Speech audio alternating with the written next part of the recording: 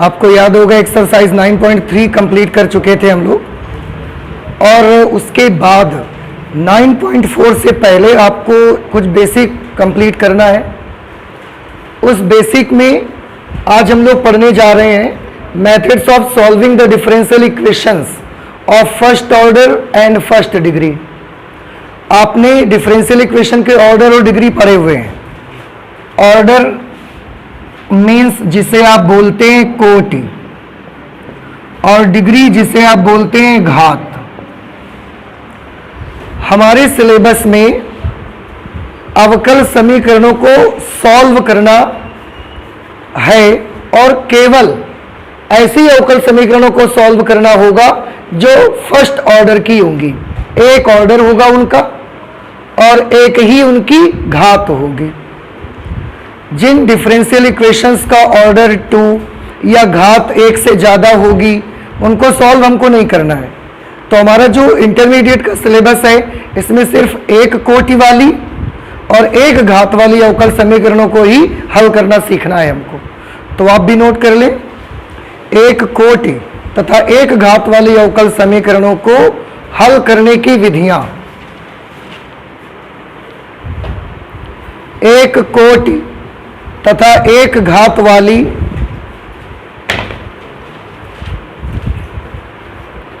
एक कोटि तथा एक घात वाली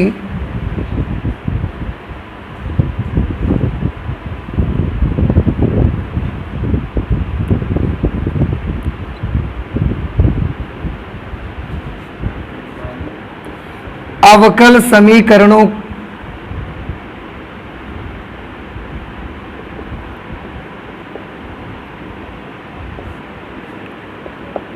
को हल करने की विधियां।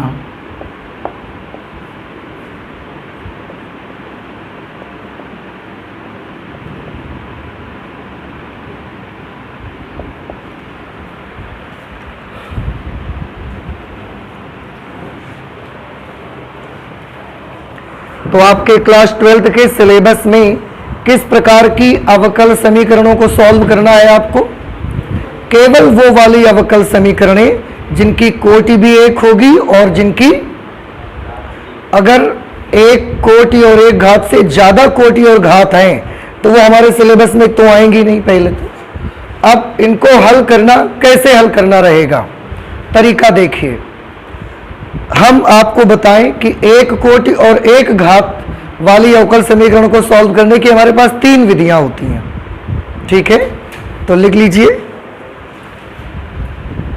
नंबर 1 जो मेथड है हमारे पास सॉल्व करने का वो होता है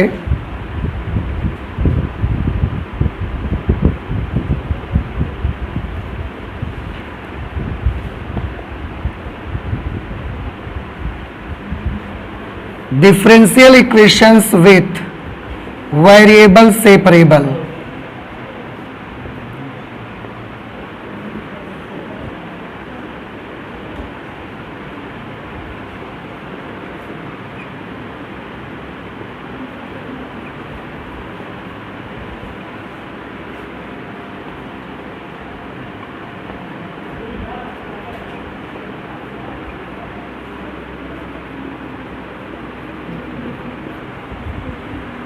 पहला मेथड हमारे पास होगा differential equations with variable separable, पृथक करणीय चर वाले अवकल समीकरण।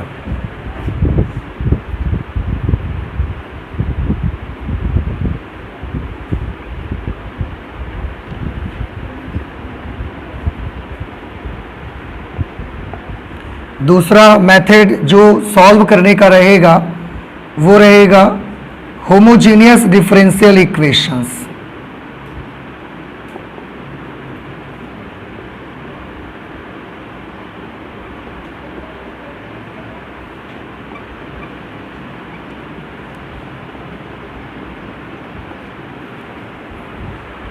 हिंदी में समघातीय अवकल समीकरणें। और लास्ट एंड थर्ड मेथड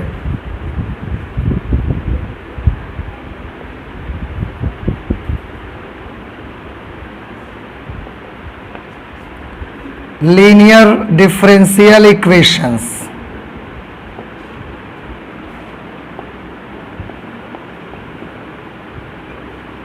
रैखिक अवकल समीकरण। तो हमने एक कोटि और एक घात वाली अवकल समीकरणों को सॉल्व करने का जो मेथड बनाया, उस मेथड में सभी अवकल समीकरणों को ही हमने 3 पार्ट में डिवाइड कर दिया। पहले प्रकार की जो अवकल समीकरणें हम लोग सॉल्व करेंगे डिफरेंशियल इक्वेशंस, वो होंगी विथ वेरिएबल सेपरेबल, पृथक्करणीय चर वाले अवकल समीकरण। इन अवकल समीकरणों में आप चरों को अलग अलग कर सकते होंगे, अभी हम करेंगे, आपको पता लग जाएगा। दूसरे कैटेगरी जो हमने बनाई फर्स्ट ऑर्डर और फर्स्ट डिग्री की डिफरेंशियल इक्वेशंस को सॉल्व करने का, उस सेकंड कैटेगरी हमने बनाई होमोजीनियस डिफरेंशियल इक्वेशंस की समघाती अवकल समीकरण। जो मेथड जब आता जाएगा आपको उसको क्लियर कर दिया जाएगा। तीसरा हमने जो कैटेगरी बनाई फर्स्ट ऑर्डर और फर्स्ट डिग्री की डिफरेंशियल इक्वेशंस को ही 3 पार्ट में डिवाइड करा और सबके लिए अलग अलग मेथड बना लिया। तो तीसरी कैटेगरी जो डिफरेंशियल इक्वेशन की बनी, that is linear differential equation, और हिंदी में उसको रैखिक अवकल समीकरण बोलते हैं। फिलहाल आज हम लोग जिस मेथड को स्टडी करेंगे that is differential equations with variable separable, पृथक्करणीय चर वाले अवकल समीकरण करेंगे। ठीक है, तो अब हम इसको हटा देते हैं, इसे स्टडी करने चल रहे हैं हम लोग। सबसे पहले नोट कर लिया सभी लोगों ने? ओके, इसको कैसे सॉल्व करना है? सबसे पहले आप नाम से ही देख सकते हैं, इसमें लिखा है पृथक्करणीय चर वाले अवकल समीकरण। इस मेथड से हम ऐसे अवकल समीकरण सॉल्व करेंगे जो जिनकी कोटि तो एक होगी, घात भी एक होगी, वो तो कंपलसरी है।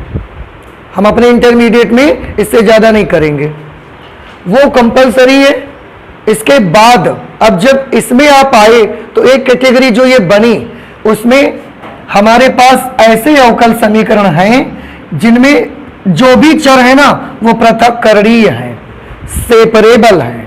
हम चाहें तो उनको अलग अलग कर सकते हैं। पृथक्करण का क्या मतलब होता है? अलग अलग करना। तो हम उनको सेपरेट कर सकते हैं और सेपरेट करने के बाद उनके सॉल्यूशन कर सकते हैं। कैसे करेंगे अभी हम करेंगे, आपको पता लग जाएगा। लेकिन नाम से मैं आपको ये समझाना चाहता हूं कि यहां पर मुझे ये काम करना है कि मुझे वहां पर जो चर मौजूद होंगे इक्वेशंस में उनको सेपरेट कर लेना है और इसके बाद सॉल्व करना है। ठीक है, अब मैं एक आपको करके दिखाता हूं, आप ध्यान से देखिए। इनका जो फॉर्म होगा, जनरल फॉर्म वेरिएबल सेपरेबल का, वो क्या होगा? जैसे हर इक्वेशन की एक जनरल फॉर्म होती है, आपने देखा द्विघात समीकरण की एक जनरल फॉर्म थी ax square plus b x plus c is equal to 0। रेखा का एक व्यापक रूप आपने पढ़ा था ax plus b y plus c is equal to 0। Parabola की भी, इलिप्स के, हाइपरबोला, सर्कल, स्ट्रेट लाइन, सबके कुछ ना कुछ जनरल फॉर्म होते हैं, जिस फॉर्म में नॉर्मली इक्वेशन हमको मिलती है। इसकी जनरल फॉर्म क्या होती है? इसकी जनरल फॉर्म इस टाइप की रहेगी, d d x of y is equal to f of x comma y. This will be the general form of variable separable differential equation. इसमें इस तरफ d d x of y रहेगा और दूसरी तरफ एक फलन होगा जो कि x और y दोनों का फंक्शन हो सकता है।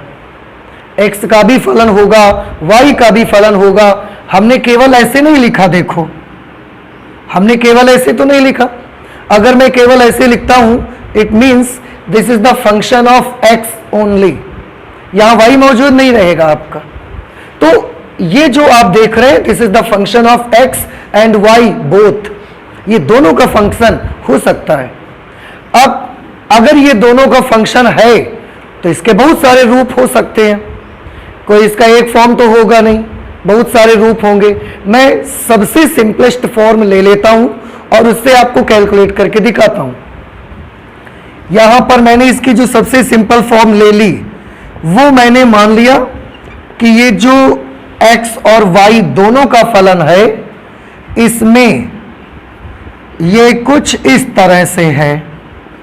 इसमें x का फलन भी है, अब देखो y का भी फलन है, और फिलहाल हमने जो अभी अभी माना है उसमें x और y दोनों के फलन किस तरीके से हैं, गुणा में है।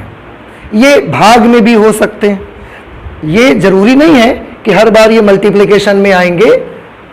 gx अपॉन hy भी हो सकता है, लेकिन f ऑफ एक्स वाई जो कि x और y दोनों का फंक्शन है, सबसे सरल भाषा में हम उसको ऐसा मान के आपको बेसिक उसका दिखाते हैं कि किस तरह से होगा।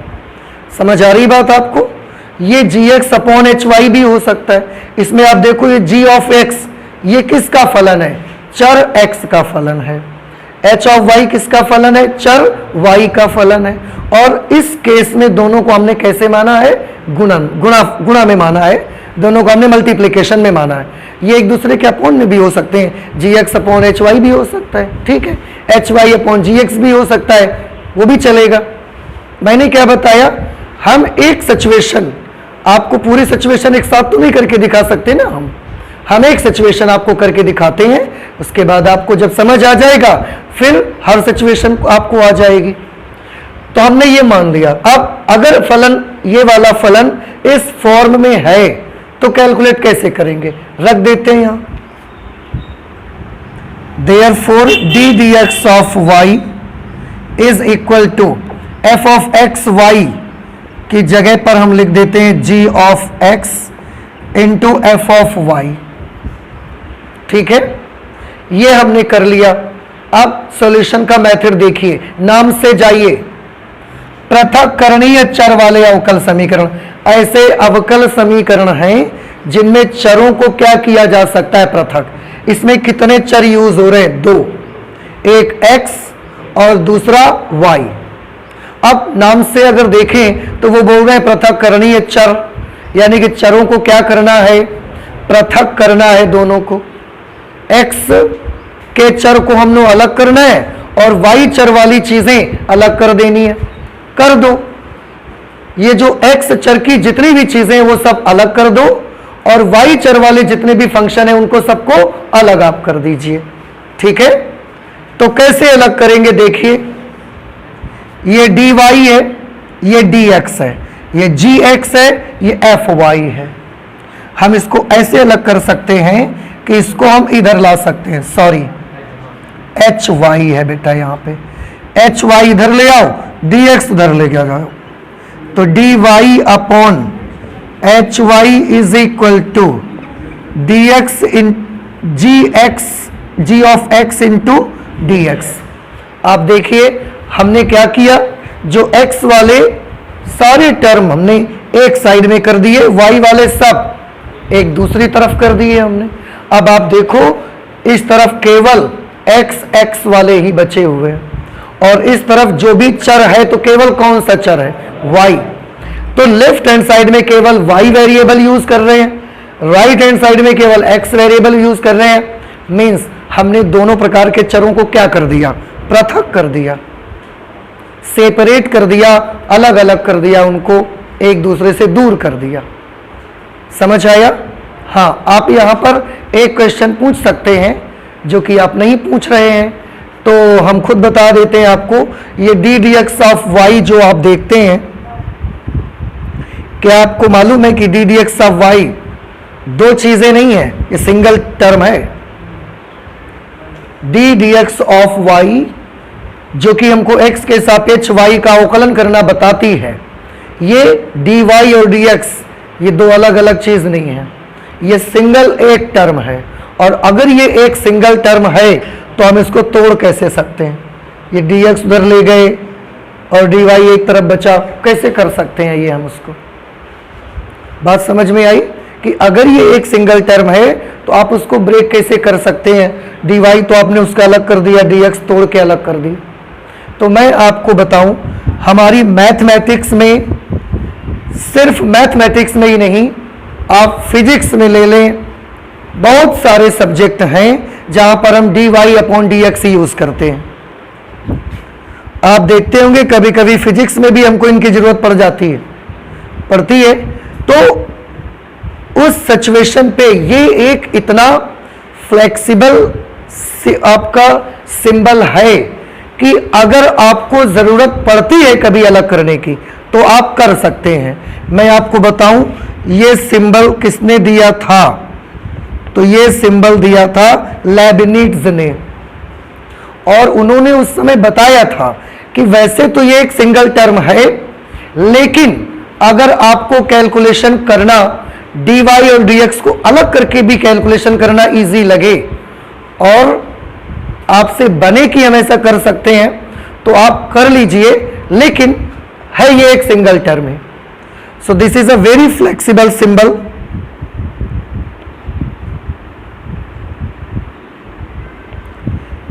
लेकिन जब भी हमको जरूरत पड़ेगी हम चाहें तो इसको, हमारे पास एक फ्रीडम है कि हम चाहें तो इसको क्या कर सकते हैं, अलग कर सकते हैं, और इसीलिए इस मेथड का नाम पड़ा है।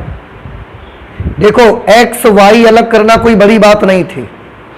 हम जब से इक्वेशंस सॉल्व कर रहे हैं, y की वैल्यू निकालनी होती थी तो हम y एक तरफ कर लेते थे, x एक तरफ कर लेते थे। तो ये आज हम नया काम नहीं कर रहे हैं, लेकिन आज हम एक नया काम कर रहे हैं। क्या नया काम कर रहे हैं? आज हम dy और dx जो कि एक सिंगल टर्म है उसके भी y और x अलग कर रहे हैं। इसलिए इस मेथड का नाम क्या है कि पृथक्करणीय चर वाले अवकल समीकरण। अदरवाइज क्या आज तक आपने x और y वाले फलन, x और y वाले एक्सप्रेशंस को अलग नहीं किया? जब भी सॉल्व करने का मौका मिला हमने y और x टर्म को अलग कर दिया, लेकिन उस समय इसका नाम हमने पृथक्करणीय चर वाले अवकल समीकरण रखा, जिनमें सॉल्व करते वक्त जिसको हम एक सिंगल टर्म मानते हैं उसके भी y और x अलग कर लेते हैं, और ऐसा करके हम लोग सॉल्व करेंगे इसको। तो यहां पर हमने अलग कर लिया। जैसे ही आप x को अलग करोगे, हाँ एक चीज मैं और बताऊं, आप अधिकतर यही कोशिश करिएगा कि आपके लेफ्ट हैंड साइड में y का टर्म ही रहे। समझ आ रहा है? और राइट हैंड साइड में क्या मिले, x वाले टर्म्स मिले। क्यों ऐसा क्यों करेंगे भैया? ऐसा इसलिए करेंगे कि जब डिफरेंशियल इक्वेशन सॉल्व करेंगे आप तो उस अवकल समीकरण का एक सॉल्यूशन मिलेगा, हल मिलेगा। अब अभी तक हम हल कैसे देखते आए हैं? अभी तक जो भी हमने सॉल्यूशंस देखे हैं उन सॉल्यूशंस में हमेशा हमने कुछ ऐसा देखा है जिसमें y is equal to something लिखा होता था, y बराबर कुछ लिखा होता था। ऐसे तो इक्वेशन हमने देखे हैं। अब अगर y बराबर कुछ लिखा हुआ ही इक्वेशन हमें चाहिए तो फिर y किस तरफ रखना चाहिए आपको? लेफ्ट में, और बाकी सारी चीजें। इसलिए आप जब भी कभी कैलकुलेट करना तो y के टर्म को लेफ्ट में रखना, x को राइट में रखना। ऐसे ही करके आप सॉल्व करना, ठीक है? अब जब आप ऐसा कर लेंगे उसके बाद हम दोनों पक्षों का समाकलन कर देंगे। क्या कर देंगे यहां पर? तो एक बार फिर से आपको समाकलन के सारे तरीके, सारे मेथड, सारे फॉर्मूला आपको दिमाग में लाने हैं, क्योंकि यहां पर एक बार फिर से समाकलन करने का मौका आपको मिलेगा। इसके बाद हम दोनों पक्षों का क्या कर दिया करेंगे? समाकलन। दोनों पक्षों का समाकलन करने पर,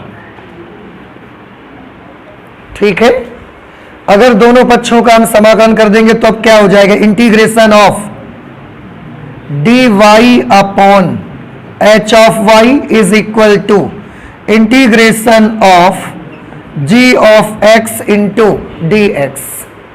ठीक, अब यहां जो फलन लिखे होंगे समाकलन आप पूरा सीख ही चुके हो, और अगर आपने समाकलन नहीं सीखा है तो फिर अब आपसे नहीं हो पाएगा, अब आपको प्रॉब्लम आएगी।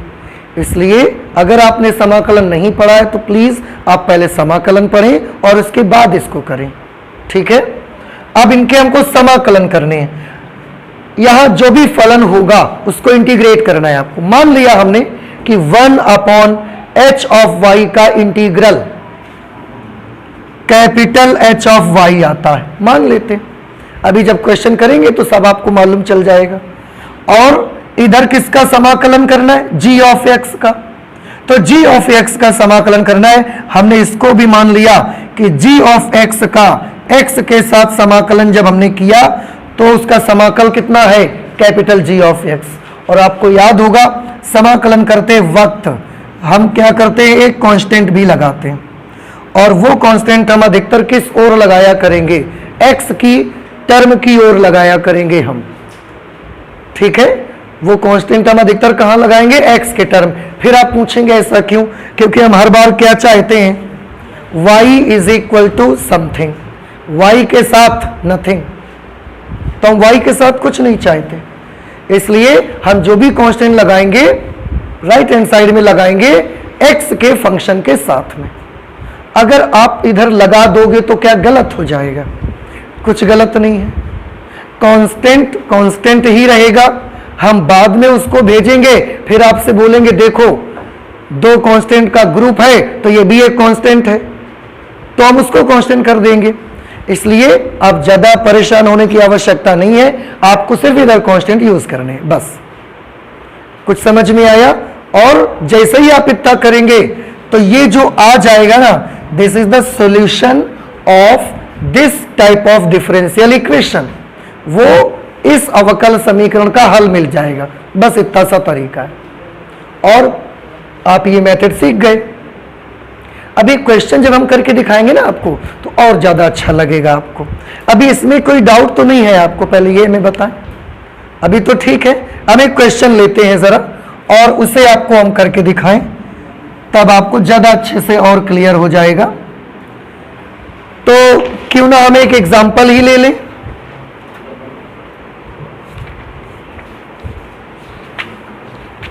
एक एग्जाम्पल है हमारे पास, एग्जाम्पल नंबर 9।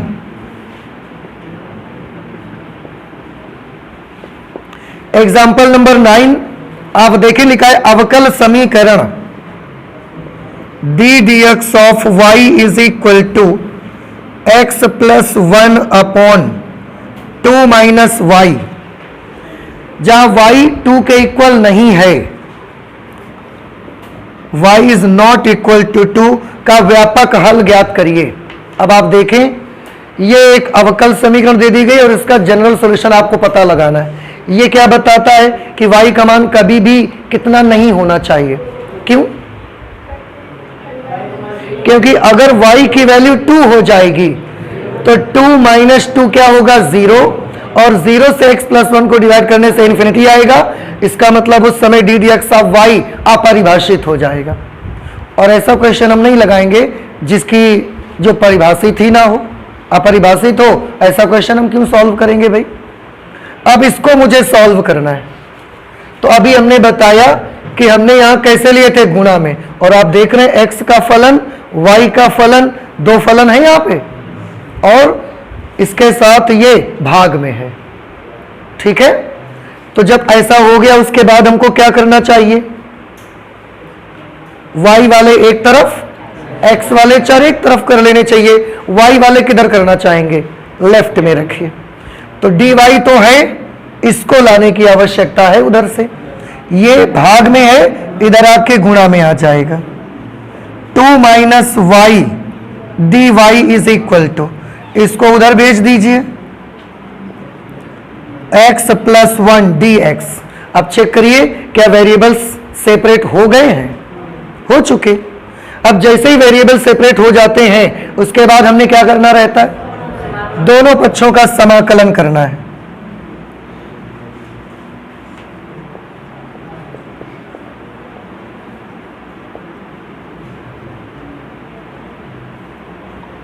दोनों पक्षों का समाकलन करने पर तो जब इंटीग्रेशन लगा करेंगे तो integration of 2 minus y d y is equal to integration of x plus 1 d x, integration of x plus 1 d x.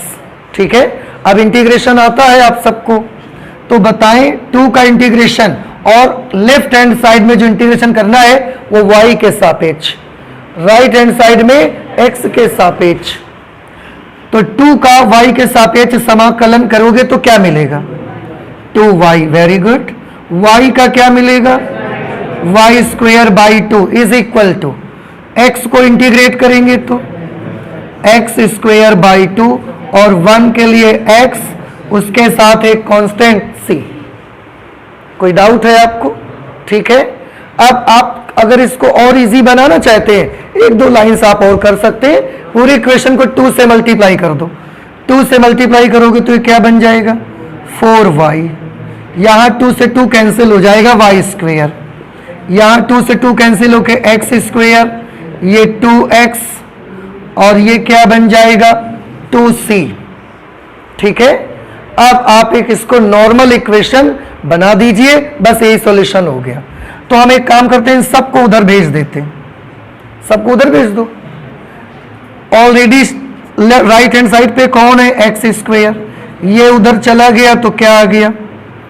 Sorry, y square. इसके बाद क्या लिख दिया? 2x। ये उधर जा रहा है तो -4y plus c dash is equal to 0। हमने सी डैश किसकी जगह लिख दिया? तो बताओ सी क्या है? कांस्टेंट। कांस्टेंट में 2 से मल्टीप्लाई करवाइए, अब क्या हो गया? कांस्टेंट।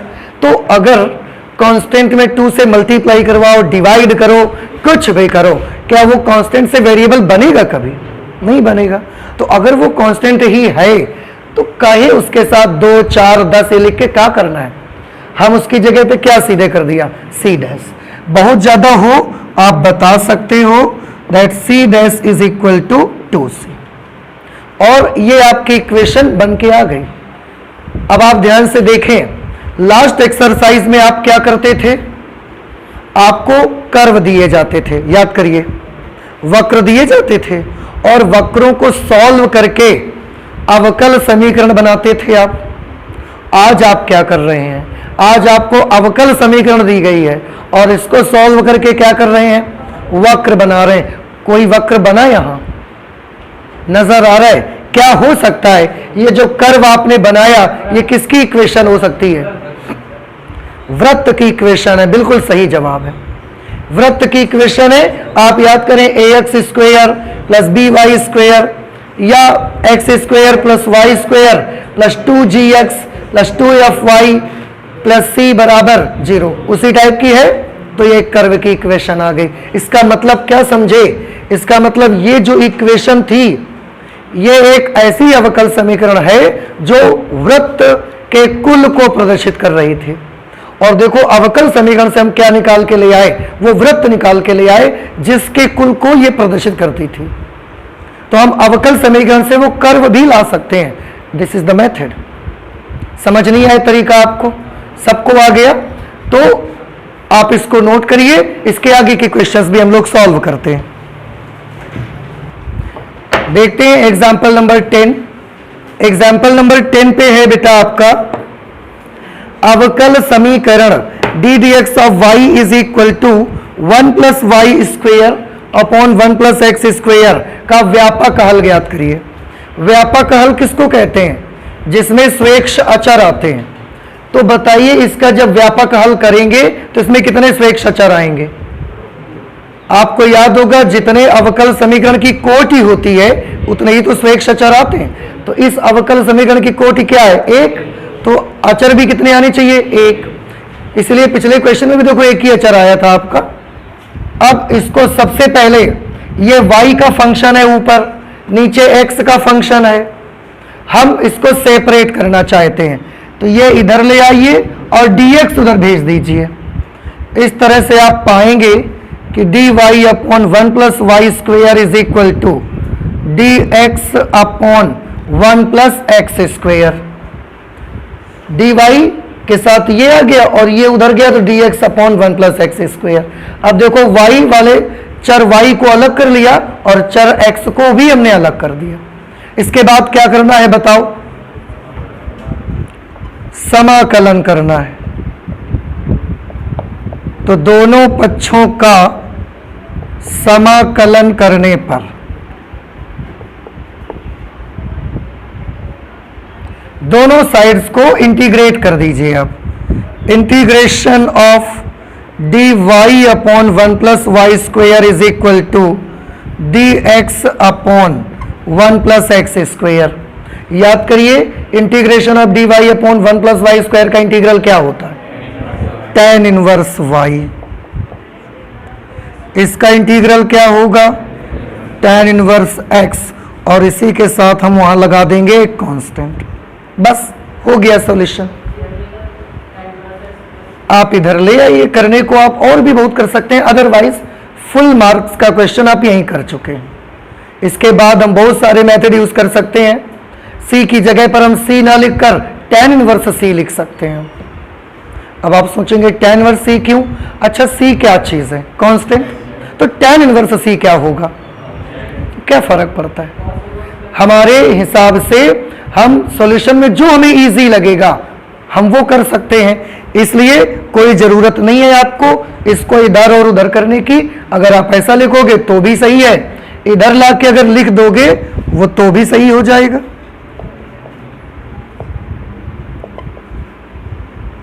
ये भी सही है भाई आपका आंसर। एग्जाम्पल नंबर 11 पे आ जाओ। इसमें भी एक अवकल समीकरण दी गई है। अवकल समीकरण d d x of y is equal to -4x into y square का विशिष्ट हल ज्ञात करिए। अब देखो, इस बार उन्होंने क्या बोल दिया? पिछले क्वेश्चन में इसने क्या बोला था? व्यापक हल ज्ञात करिए, लेकिन इस क्वेश्चन में क्या कह दिया? अब विशिष्ट हल का क्या मतलब है? विशिष्ट हल वो हल होता है जिसमें एक भी स्वेच्छ अचर नहीं आना चाहिए। जैसे इसमें एक स्वेच्छ अचर सी आ गया है तो उसमें एक भी स्वेच्छ अचर नहीं आना चाहिए आपका। उसके लिए उन्होंने कुछ शर्तें लगा के दी कि यदि y इज इक्वल टू 1 जब x इज इक्वल टू 0, तो उन्होंने एक शर्त बना दी कि जब x इज इक्वल टू 0 है तो y की वैल्यू 1 होगी।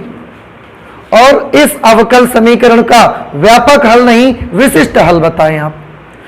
चलिए सॉल्यूशन करते हैं। अब आप फिर से देखें, यहां x के भी फलन है, y के भी फलन है और दोनों आज गुणा में हैं, तो हम फिर से इनको अलग करना चाहते हैं। y वाले एक तरफ कर लीजिए,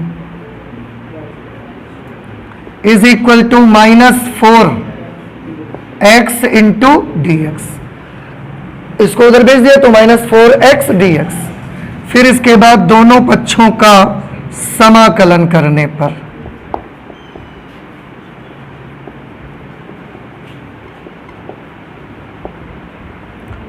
आप इसको करेंगे। आप चाहें तो इसको ऊपर ले जा सकते हैं।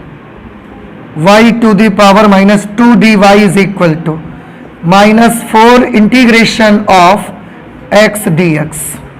ठीक है, इसमें भी x to the power n वाला फॉर्मूला लगेगा ना, तो इसको सॉल्व करेंगे। y to the power -2 + 1 upon -2 + 1 is equal to -4।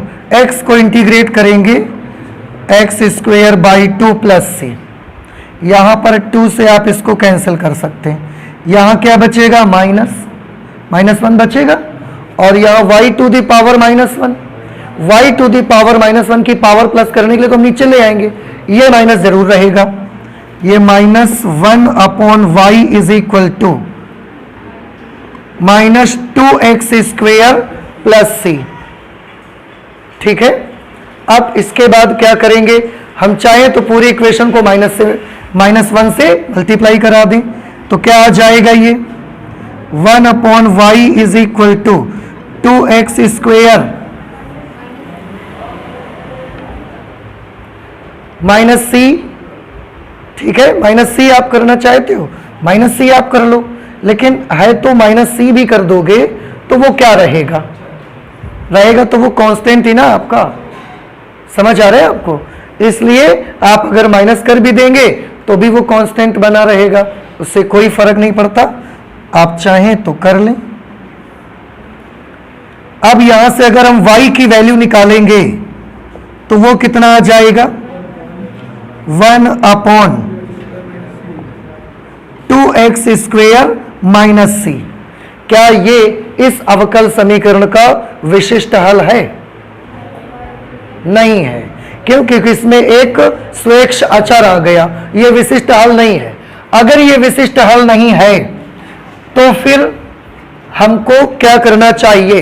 इसका मतलब हमको इनका सहारा लेना चाहिए। फिर तो ये जो कंडीशन आपको दी गई है इनका आप सहारा लीजिए। क्या करेंगे आप इसके लिए?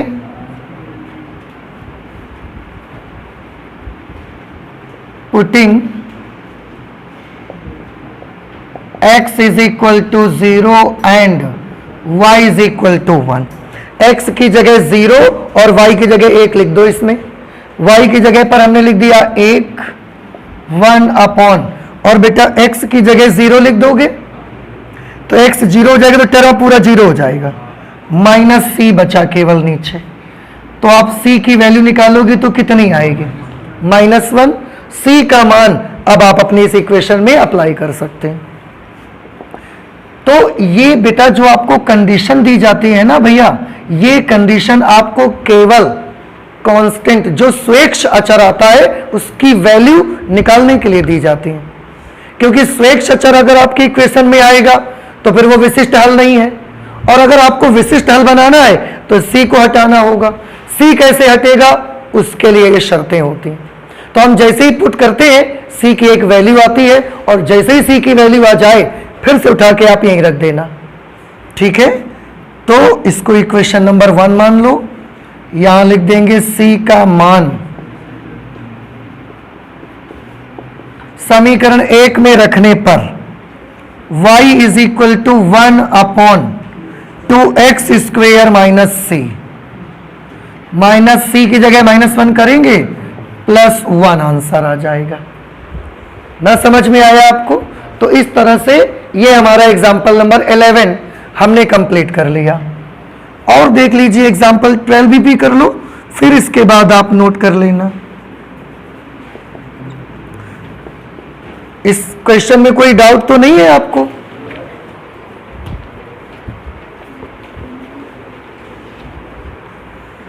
क्वेश्चन नंबर 12 है, मैं पढ़ता हूं, आप भी ध्यान से सुनिए। बिंदु 1,1 से गुजरने वाले एक ऐसे वक्र का समीकरण ज्ञात करिए। मतलब आपको एक वक्र का समीकरण चाहिए और वो वक्र बिंदु 1,1 से क्या होता है? गुजरता है। तो यहां पर हम वो पॉइंट नोट कर लेते हैं। पहले गिवन पॉइंट है 1,1, और जो भी हमारा कर्व है वो इस 1,1 से गुजरता है, पास होता है। आगे लिखा है जिसका अवकल समीकरण, उसका एक अवकल समीकरण दिया गया है, x dy is equal to 2x square plus 1 into dx, where x is not equal to 0 है। तो क्वेश्चन में क्या बताया गया हमको बताया गया कि ये एक अवकल समीकरण है, और इस अवकल समीकरण का आप अवकल समीकरण को सॉल्व करिए और एक वक्र पता लगाइए। वो जो वक्र होना चाहिए वो 1,1 से क्या होता है? गुजरता है। अभी आप याद करें, अगर कोई भी वक्र, कोई भी रेखा किसी बिंदु से गुजरती है तो उसके लिए क्या शर्त लगाते हैं हम? वेरी गुड, उस बिंदु से हम उस वक्र या रेखा को क्या करवा देते हैं? संतुष्ट करवाते हैं। याद आया? क्लास 11th में बहुत आता था ये, जब आपने टेंजेंट सरल रेखा पढ़ी हुई थी उस समय बहुत आ रहा था। फिर से मैं बता दूं, अगर कोई वक्र किसी बिंदु से गुजरता है तो वो वाला बिंदु उस वक्र को अवश्य संतुष्ट करेगा। और संतुष्ट करवाने के लिए क्या करते थे? बिंदु में जो x का भाग है वो वक्र में x की जगह पर, और जो y का भाग है वो वक्र में y की जगह पर लिख देते हैं। बस चलिए पहले वक्र बनाते तो हैं, कैसे करेंगे इसको? आप देखें x dy is equal to 2x square plus 1 into dx। इसमें ऑलरेडी ये बनी बनाई है, हमको इसके वेरिएबल्स सेपरेट करने हैं बस। तो y वाले सब एक तरफ कर लो, x वाले सब एक तरफ कर दो। अब आप देख रहे होंगे y के लिए एक ही चीज है ही है यहां पर, केवल dy, बाकी सबे x के हैं तो सेपरेट कर लो भाई। dy इज इक्वल टू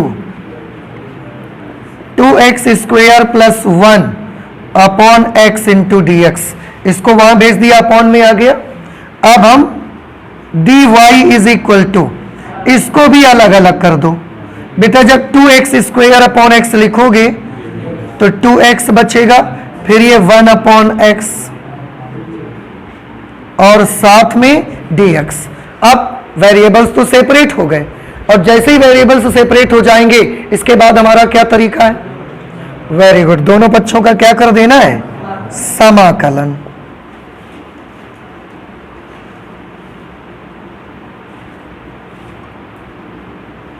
समाकलन कर देते हैं दोनों पक्षों का। तो integration of dy is equal to integration of 2x plus 1/x into dx। ठीक, करिए समाकलन। dy का समाकल क्या होता है? y। 2 का 2 हो जाएगा, x का समाकल x² बाई 2। 1/x का इंटीग्रल क्या होता है? log x और प्लस c। 2 से 2 कैंसिल कर दिया हमने। y is equal to x² plus log x plus c। वैसे तो ये वक्र की इक्वेशन आ गई। ये किस चीज की इक्वेशन आ गई? वक्र की। लेकिन अब फिर से क्वेश्चन में थोड़ा सा ध्यान करिए। उन्होंने बताया था कि जो वक्र है वो इस बिंदु से गुजरता है। अगर वक्र इस बिंदु से गुजरता है तो ये वाला बिंदु फिर वक्र को क्या करेगा? तो यहां पर लिख लेते हैं, क्योंकि वक्र एक बिंदु 1,1 से गुजरता है। जो ये कर्व एक है वो पॉइंट 1,1 से गुजरता है, इसलिए यह बिंदु वक्र एक को संतुष्ट करेगा। संतुष्ट करवाने के लिए इस कर्व में x की जगह पर भी 1 लिख दो, y की जगह पर भी 1 लिख दो। y की जगह पर 1, x को 1 लिखोगे, स्क्वायर करोगे 1 प्लस log 1 प्लस c। 1 से 1 कैंसल, तो यहां 0 is equal to 0 plus log 1 0 plus c। इस तरह से आपने क्या देखा कि c की वैल्यू कितनी आ गई है? 0। और जैसे ही c की वैल्यू आती है फिर से इक्वेशन 1 पे पुट कर देंगे हम। अब c का मान समीकरण 1 में रखने पर y is equal to x² plus log x, बस। क्योंकि c वाला पोर्शन क्या हो चुका? तो बताएं ये अवकल समीकरण का कौन सा हल है? व्यापक, क्योंकि इसमें स्वेच्छाचर है। और ये अवकल समीकरण का विशिष्ट हल है। क्यों? क्योंकि इसमें एक भी स्वेच्छाचर नहीं है। ठीक है, नोट कर लीजिए बेटा। क्वेश्चन नंबर 13 में है, बिंदु -2,3 से गुजरने वाले ऐसे वक्र का समीकरण ज्ञात करिए। एक बिंदु दिया है -2,3। आपको इस बिंदु से गुजरने वाले एक ऐसे वक्र की समीकरण पता लगानी है जिसके किसी बिंदु x, y पर, उस वक्र पर एक बिंदु x, y है कहीं पर, और उस बिंदु पर स्पर्श रेखा की प्रवणता 2x/y² है। होगा कोई कर्व, किसी भी तरीके का हो सकता है, मुझे नहीं मालूम है, लेकिन आपको दिखाने के लिए मैं ऐसा एक बना देता हूं कर्व। इस पर हमने मान लिया ये बिंदु है x, y, और इस बिंदु पर ये हमने क्या खींची? एक स्पर्श रेखा। तो उन्होंने बताया कि एक वक्र है जो पहले तो इस बिंदु से गुजरता है, और दूसरी जानकारी उस कर्व के बारे में दी कि उस वक्र पर एक बिंदु x, y है। उस वक्र के उस बिंदु पर हम जो स्पर्श रेखा खींचते हैं उसकी प्रवणता 2x/y² के बराबर है। बस इतना सा जानकारी दिया, आगे आपको सॉल्व करना है। तो अगर बेटा आपको याद होगा क्लास 11th में आपने टेंजेंट एंड नॉर्मल पढ़ा था, स्पर्श रेखा और अभिलंब, नहीं है स्पर्श रेखा और अभिलंब। उसमें आप सोचकर बताएं कि वक्र के किसी बिंदु x, y पर स्पर्श रेखा की प्रवणता को कैसे प्रदर्शित करते थे। D d x of y से उसमें आता था स्पर्श रेखा की प्रवणता और अभिलंब की प्रवणता। स्पर्श रेखा की प्रवणता d d x of y होती है और अभिलंब की प्रवणता होती है -1 upon d d x of y. नहीं ध्यान आया आप सबको? आ गया?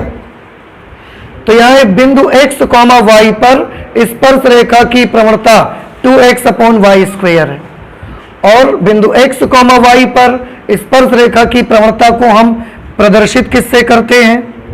D d x of y. तो ये हमने किसकी जगह लिखा? बिंदु x, y पर स्पर्श रेखा की प्रवणता। अगर यहीं पर लिखा होता बिंदु x, y पर अभिलंब की प्रवणता, तो हम इसकी जगह लिखते हैं -1 upon d d x of y. ये किसके बराबर है? 2x upon Y square. अब आप थोड़ा ध्यान से देखें कि आप इसको सॉल्व नहीं कर पाएंगे। D d x of y 2x upon y square इधर ले आना, डी एक्स उधर भेज देना। वेरिएबल सेपरेबल है। जब कर्व निकल आए उसमें एक अचर आएगा, फिर कैसे करोगे आप? लिखोगे क्योंकि यह वक्र बिंदु -2,3 से गुजरता है, इसलिए यह बिंदु वक्र को संतुष्ट करा देंगे तो क्या मिल जाएगा? C। वो जो C आ जाएगा फिर से इक्वेशन पे रख देना तो इस वक्र की इक्वेशन आ जाएगी। नहीं आ पाएगा? आ जाएगा। तो इसको नोट कर लीजिएगा बेटा। देखिए एग्जांपल नंबर 14 लिखा है, किसी बैंक में मूलधन की वृद्धि 5% वार्षिक की दर से होती है। कोई एक बैंक है, वहां पर जो भी आपका मूलधन, जो भी आपके पैसे जमा रहते हैं उनमें 5% एक वर्ष में वृद्धि हो जाती है। कितने वर्षों में रुपए 1000 की राशि 2 गुनी हो जाएगी? कह रहे कितना टाइम लगेगा कि अगर हम अपनी बैंक खाते में 1000 रुपए जमा करेंगे तो कितने वर्ष लगेंगे और ये 1000 2 गुने होके कितने बन जाएंगे? 2000। हर साल कितने बढ़ते हैं? 5% बढ़ते हैं केवल, बस। तो कितने साल लगेंगे कि 2000 हो जाएगा? इसको भी हमने इसी मेथड से सॉल्व करना है। ठीक, तो हम एक काम कर लेते हैं। सबसे पहले इस क्वेश्चन में मान लेते हैं, माना समय t पर मूलधन P है। समय t पर हम मूलधन कितना मान लेते हैं? P। प्रिंसिपल कहते हैं मूलधन को, इसलिए P से लिखते हैं। और समय हमने माना t, कि जब टाइम t है उस वक्त आपके अकाउंट में P रुपए पड़े हुए हैं। तो ये ऐसा हो गया। अब उन्होंने बोला कि बैंक में मूलधन की वृद्धि 5% वार्षिक की दर से होती है। अब देखो सवाल के मुताबिक मूलधन की वृद्धि 5% वार्षिक, इसका क्या मतलब हुआ? एक वर्ष में मूलधन की वृद्धि 5% के बराबर हो जाती है। यही तो इसका मीनिंग निकला। अब आपने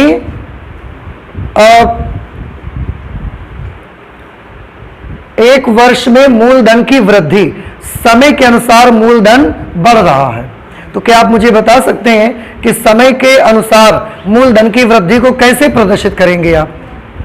D D T of P. Very good. आपको याद आया, अगर किसी गोले का आयतन v है तो त्रिज्या के सापेक्ष आयतन के परिवर्तन की दर को कैसे लिखा करते थे? dv upon dr। याद आया? तो यहां समय के अनुसार मूलधन के वृद्धि की दर को कैसे लिखेंगे? हम लिखेंगे dp अपॉन dt। समय के अनुसार, समय के सापेक्ष मूलधन के वृद्धि की दर। और ये कितना दिया है उन्होंने बोला हर वर्ष 5% की वृद्धि हो जाती है। तो अगर अभी मूलधन P है तो इसका 5% वृद्धि हो जाएगी, तो P का 5%। इस तरह से फिर से देखो ये क्या चीज है? समय के अनुसार मूलधन की वृद्धि, और वृद्धि होती कितनी है? मूलधन का 5% बढ़ जाता है। हो सकता है आप में से कुछ बच्चे ये सोचें कि P तो पहले से पड़े हैं पैसे और P का 5% बढ़ा है, तो आप जोड़िए उसमें तब पूरे पैसे आएंगे। लेकिन बेटा आप देखो हम पूरे रकम नहीं निकाल रहे हैं, हम सिर्फ वृद्धि निकाल रहे हैं और वृद्धि मूलधन के 5% के बराबर ही होती है केवल, बस इसलिए हम पूरा नहीं लिखेंगे। अब आप इसे थोड़ा कैलकुलेट करेंगे तो आपको मिलेगा dp upon dt is equal to p into 5/100। आप इसको कैंसिल करेंगे 1 टाइम्स में 20 टाइम्स में, तो आपको मिला dp upon dt is equal to p upon 20। अब ये एक तरीके से एक डिफरेंशियल इक्वेशन बन गई जो कि ऑर्डर भी 1 है, डिग्री भी 1 है, और वेरिएबल्स को सेपरेट भी कर सकते हैं हम यहां, तो कर लेते हैं। फिर p वाले एक तरफ और बाकी सब एक तरफ कर दो। dp upon p is equal to 1/20 into dt। अब क्या करेंगे, दोनों पक्षों का समाकलन,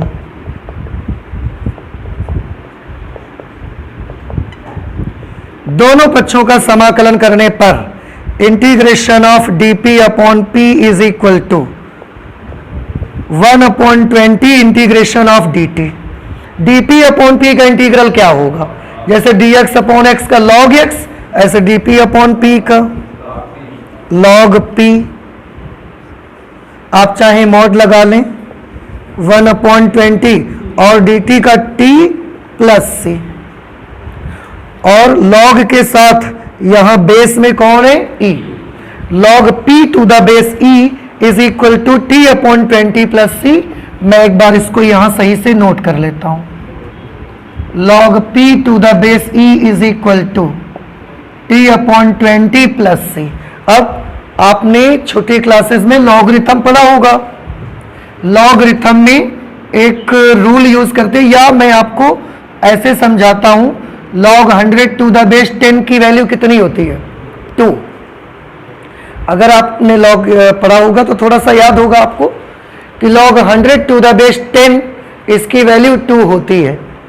आप जानते हैं इस लॉग को हम एक और तरह से प्रदर्शित कर सकते हैं, कैसे, 10 to the power 2 is equal to 100। तो हम लिख सकते हैं 100 is equal to 10 to the power 2। आप देखिए कुछ गलती है क्या इसमें, 10 की घात 2 लगाने से 100 आता है, तो ठीक है। तो लॉग को हम दो तरीके से एक्सप्रेस करते हैं, एक इस तरीके से और एक ऐसे घातांक के रूप में। तो क्या करना पड़ता है उसके लिए, log 100 to the base 10 is equal to 2 means 100 is equal to 10 to the power 2।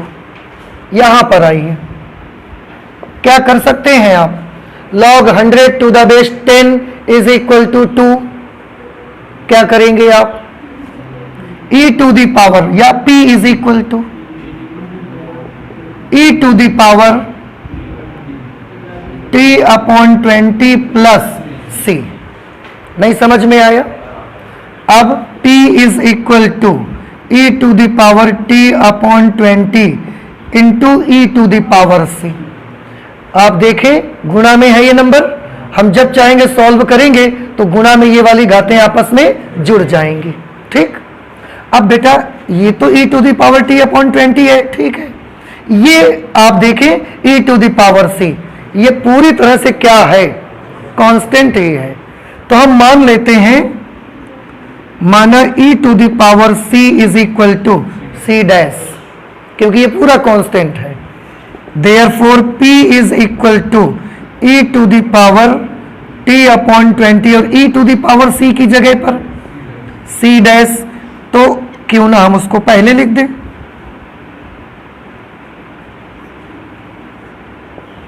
आप बताइए क्या इतनी चीज आपको समझ आई, यहां तक कोई प्रॉब्लम तो नहीं है।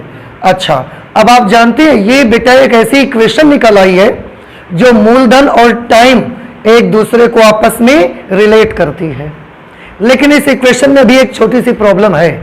क्या छोटी सी प्रॉब्लम है, इसमें एक अचर है, जब तक ये रहेगा तब तक 3 अननोन क्वांटिटीज हैं, समय, कांस्टेंट और मूलधन। हम किसी एक को रख के दूसरे का मान नहीं निकाल सकते, तो हमें जरूरत है कि इस कांस्टेंट की भी वैल्यू निकाल के बताई जाए कि क्या होगी। उसके लिए हम इस इक्वेशन को 1 मान लेते हैं। अब यहां पर एक कंडीशन अप्लाई करेंगे, उन्होंने बोला था क्वेश्चन का लास्ट पार्ट पढ़ेंगे, कितने वर्षों में रुपए 1000 की राशि दुगनी हो जाएगी। उन्होंने पूछा कितने वर्ष लगेंगे कि जब आप 1000 जमा करोगे जाके तो वो जस्ट डबल होके 2000 हो जाएगी। इसका मतलब शुरुआत में आप कितने जमा करोगे? पक्का बिल्कुल। अच्छा, अतः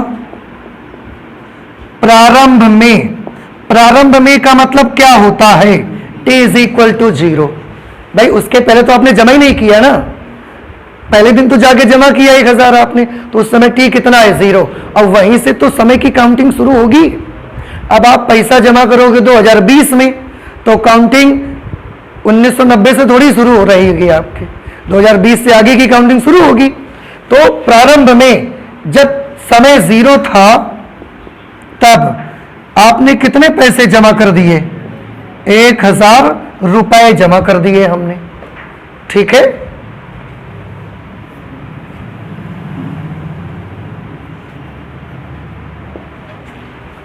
तो अब हम क्या कर सकते हैं? t की जगह पर 0 और p की जगह पर 1000 लिख सकते हैं। इसलिए समीकरण 1 से p की जगह पर हम लिख देंगे 1000। c डैश हमको चाहिए, e to the power t की जगह पर बेटा ये सभी 0 हो जाएगा और e टू द पावर 0 की value 1। It means c dash की वैल्यू आ गई 1000। अब ये c डैश का मान समीकरण 1 में रख देते हैं।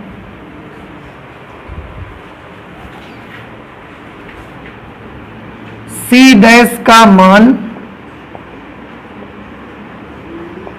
समीकरण 1 में रखने पर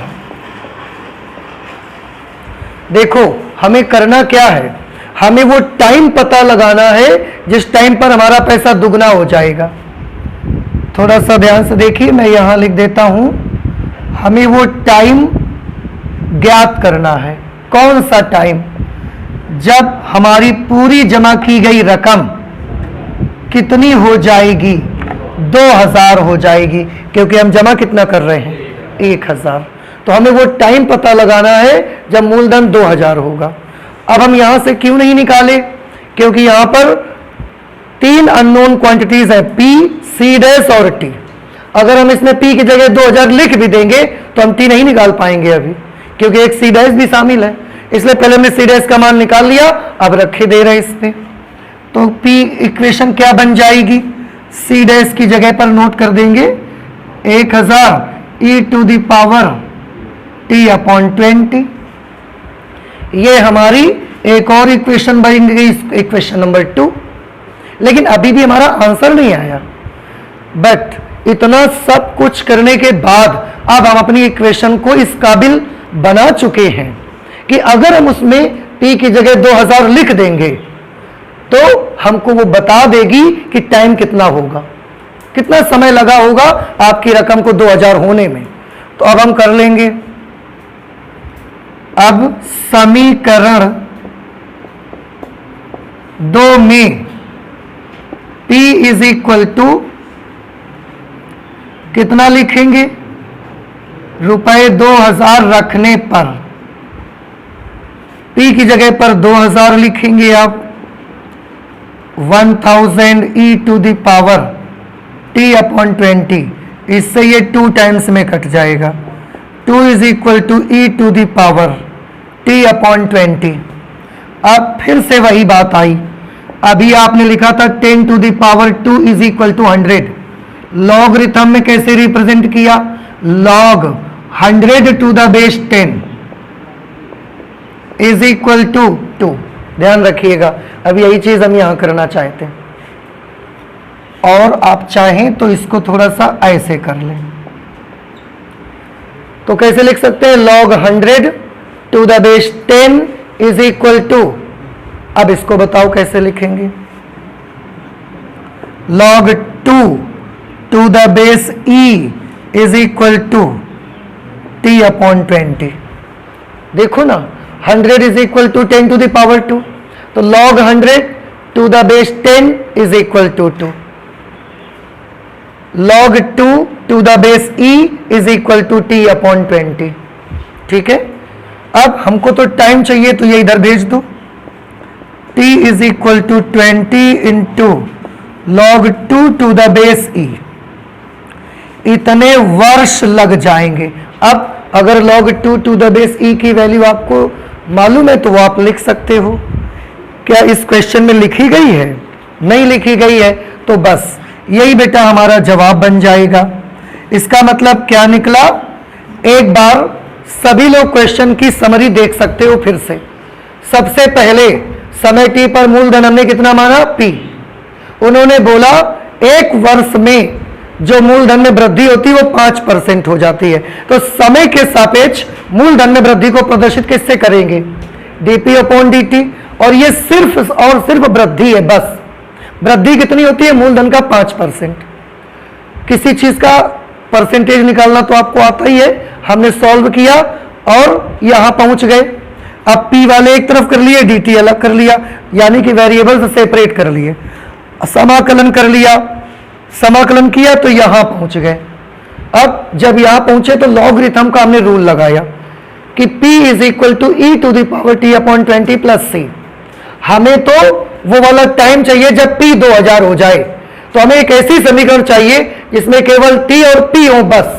बाकी सबकी वैल्यू मालूम है हमको। t और p के अलावा कोई अज्ञात राशि उसमें हमको नहीं चाहिए। और अगर इसके अलावा कोई अज्ञात राशि होगी फिर आप नहीं निकाल पाओगे। तो p की वैल्यू आ गई, हमने इसको अलग कर लिया क्योंकि गुणा में घातें जुड़ती हैं। तो आप चाहे जब सॉल्व करोगे फिर ऐसा मिलेगा आपको। ये एक कांस्टेंट था, हमने इसको c डैश लिख लिया। अब हमने देखा इक्वेशन तो बन गई पर 3 अज्ञात राशियां हैं और वो अज्ञात राशि c डैश एक एक्स्ट्रा है। तो हमने प्रारंभ वाली कंडीशन लगाई कि शुरू में जब आप पैसा जमा करोगे तो समय 0, लेकिन रकम तो 1000 चली गई खाते में आपके। तो t की जगह 0, p की जगह 1000 लिखा, c डैश 1000 निकला। फिर से वापस c डैश की वैल्यू लिख दी। अब हम एक इक्वेशन निकाल चुके हैं इसमें केवल 2 अज्ञात राशियां हैं और वो है t और p। उसमें हम p की जगह 2000 लिख देंगे जा करके। जैसे ही p की जगह 2000 लिखेंगे कैलकुलेशन करेंगे और इतना वर्ष आ जाएगा। तो इतने वर्षों बाद जब आप जाएंगे बैंक तो आप पाएंगे कि आपके अकाउंट में सारे पैसे क्या हो चुके हैं? डबल हो चुके हैं। 2000 हो गए, 1000 जमा किया तो जितना जमा करोगे डबल हो जाएगा। क्या आपको समझ नहीं आया ये क्वेश्चन? कुछ पूछना है आपको? तो ठीक है, आप नोट कर लें।